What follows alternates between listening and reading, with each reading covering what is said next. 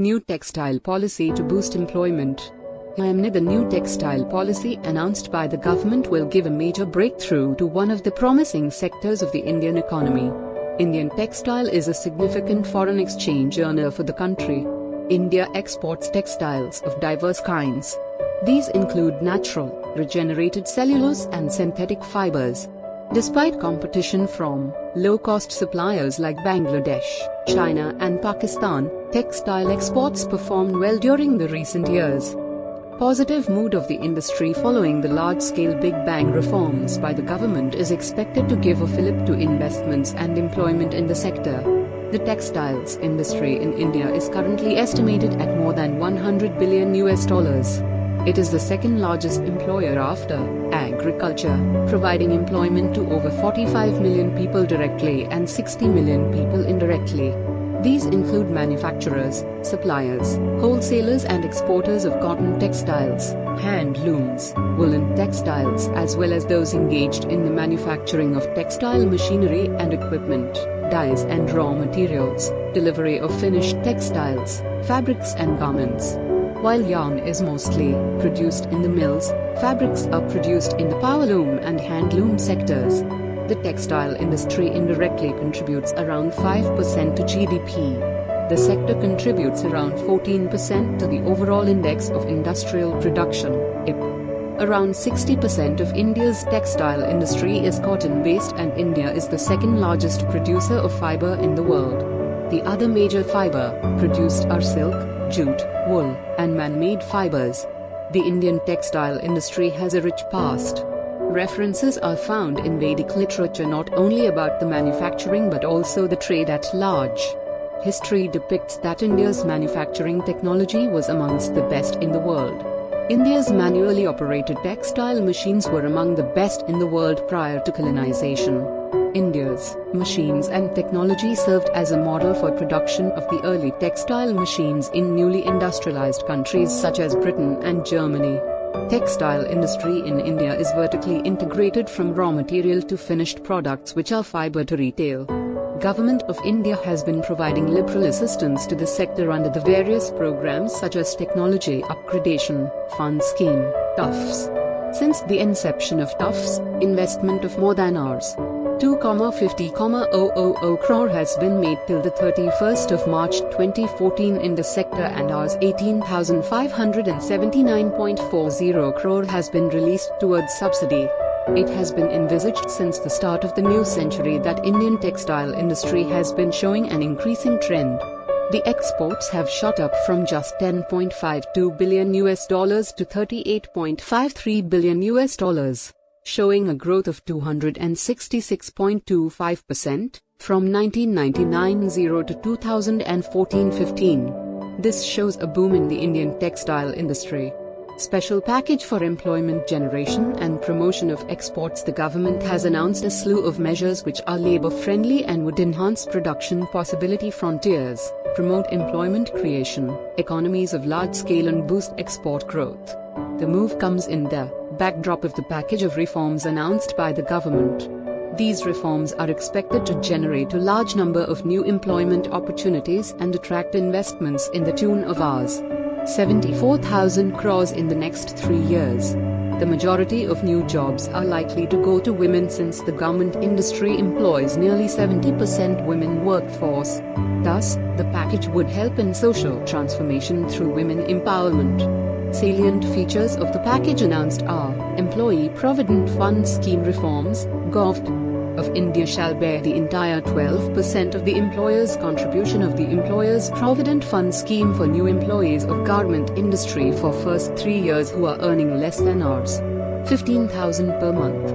At present, 8.33% of employers' contribution is already being provided by government under Pradhan Mantri Rozgar Protsahan Yojana. Ministry of Textiles shall provide additional 3.67% of the employer's contribution amounting to rs1,170 crores over next 3 years. EPF shall be made optional for employees earning less than rs15,000 per month. This shall leave more money in the hands of the workers and also promote employment in the formal sector. increasing overtime caps, overtime hours for workers not to exceed 8 hours per week in line with ILO norms. This shall lead to increased earnings for the workers. Introduction of fixed-term employment. Looking to the seasonal nature of the industry, fixed-term employment shall be introduced for the garment sector. A fixed-term workman will be considered at par with permanent workman in terms of working hours, wages, allowance and other statutory dues. Additional incentives under 𝗬𝗲𝗃 package breaks new ground in moving from input to outcome-based incentives by increasing subsidy under amended 𝗬𝗃s from 15 to 25% for the garment sector as a boost to employment generation. A unique feature of the scheme will be to disperse the subsidy only after the expected jobs are created. Enhanced duty drawback coverage. In a first-of-its-kind move, a new scheme will be introduced to refund the state levies which were not refunded so far. This move is expected to cost the exchequer Rs 5,500 crores but will greatly boost the competitiveness of Indian exports in foreign markets. Drawback. At all industries rate to be given for domestic duty-paid inputs, even when fabrics are imported under Advance Authorization Scheme. Enhancing scope of Section 80J of Income Tax Act. Looking at the seasonal nature of garment industry, the provision of 240 days under Section 80J of Income Tax Act would be relaxed to 150 days for garment industry. Endowed with inherent advantages of an assured supply of raw materials and human skills, the Big Bang facilitation to the industry is going to push radical changes in terms of upgrading technology at par with the world. Investments in the core sector and modernization of the industry will increase its competitiveness in the international market and increase production, exports and employment of the country. An increasing number of units will enter in the value additions to meet the needs of the global market. The reforms will help the industry to become globally competitive, not only in terms of price but also in quality, as the measures undertaken will remove some of the major bottlenecks that were pulling back the industry for a long period of time. The results would become visible with the growth of investments, employment and exports in the coming times. The inclusion of state-level taxes in the computation of duty drawback is a significant breakthrough for the manufacturers and exporters. It has addressed long-standing demand of the industry. The enhanced 10% additional 𝗬𝗃s subsidy for the garment sector will encourage sector to adopt state-of-the-art infrastructure, modernize and augment production, besides creating additional employment opportunities for youth. The relaxation in minimum number of days requirement under Section 80J from 240 days to 150 days is an excellent win-win situation for both exporters and labor force. As manufacturers, exporters are sometimes required to engage labor to meet the seasonal demands. Further, the exemption from employees' contribution for those who are drawing wages up to Rs 15,000 and contribution by the government in lieu of employer will facilitate workers' shift from unorganized to organized sector, thereby entitling them for the various benefits extended by the government aimed at labor welfare. Generating the formal and productive employment in India is the need of the hour. Large chunk of investments in prospective and promising sectors of the economy would expand production possibility, frontiers and generate employment. The textile and apparel sector is one of the promising and prospective sectors of the Indian economy, considered as an excellent vehicle for an employment creation strategy with strong macroeconomic impact. Approval to a number of measures to boost the textile sector is therefore a significant policy breakthrough. It can be used as an opportunity to promote textiles and apparel exports vis-à-vis rising wage levels in China.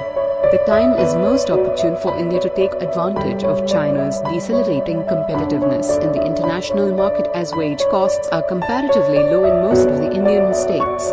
However, some other Asian economies like Bangladesh, Thailand and Vietnam are also competing and becoming successful in the international market. So we have to move fast to regain the lost competitiveness in the international market.